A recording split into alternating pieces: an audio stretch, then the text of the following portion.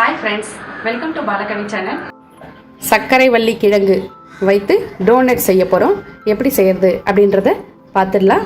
இதை 2 விசில் வச்சு வேக விட்டு தோலை உரித்து எடுத்துகிட்டு வந்து காமிக்கிறேன்.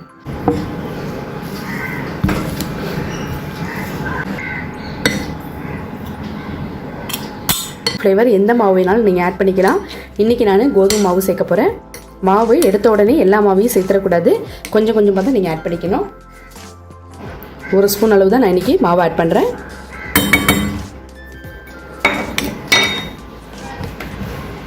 நல்லா பிணைஞ்சு எடுத்துக்கலாம்.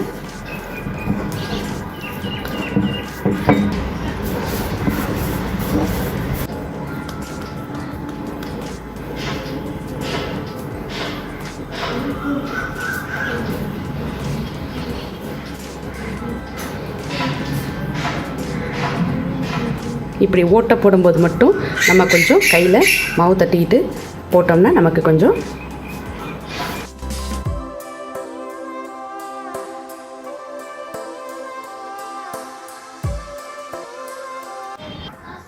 அவ்வளோதான் ஃப்ரெண்ட்ஸ். நம்ம எல்லாமே உருண்டைகளாக உருட்டி எடுத்துக்கிட்டோம். இப்போ இதை நம்ம எண்ணெயில் பொரித்து எடுக்க போகிறோம்.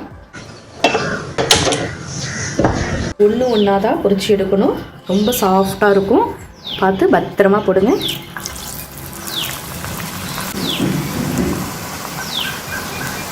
கொஞ்சம் மேலே வரட்டும்.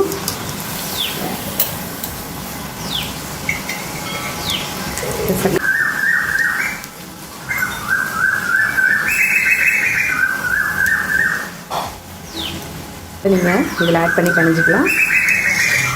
ஸ்வீட்னஸ் வேணும்னா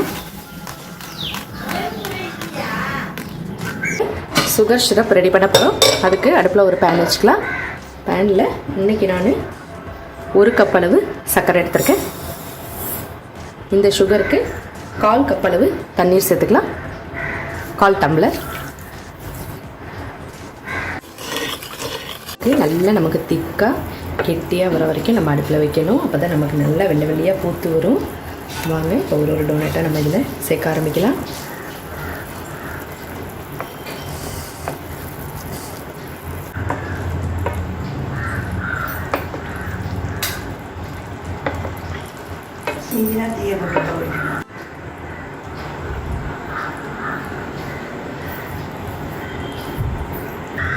ஓகே, இப்போ நம்ம அடுப்பை ஆஃப் பண்ணிடலாம்.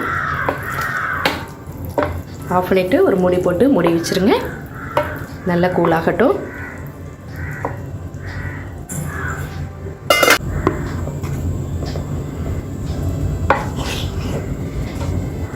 இவ்வளோதான் ஃப்ரெண்ட்ஸ், சுவையான டோனட் ரெடி ஆகிடுச்சு. நம்ம ஈஸ்ட்டு மாவு எதுவுமே சேர்க்காமல் ரொம்ப டேஸ்ட்டாக செஞ்சுட்டோம். குழந்தைங்களுக்கு ரொம்ப பிடிச்சிடும்.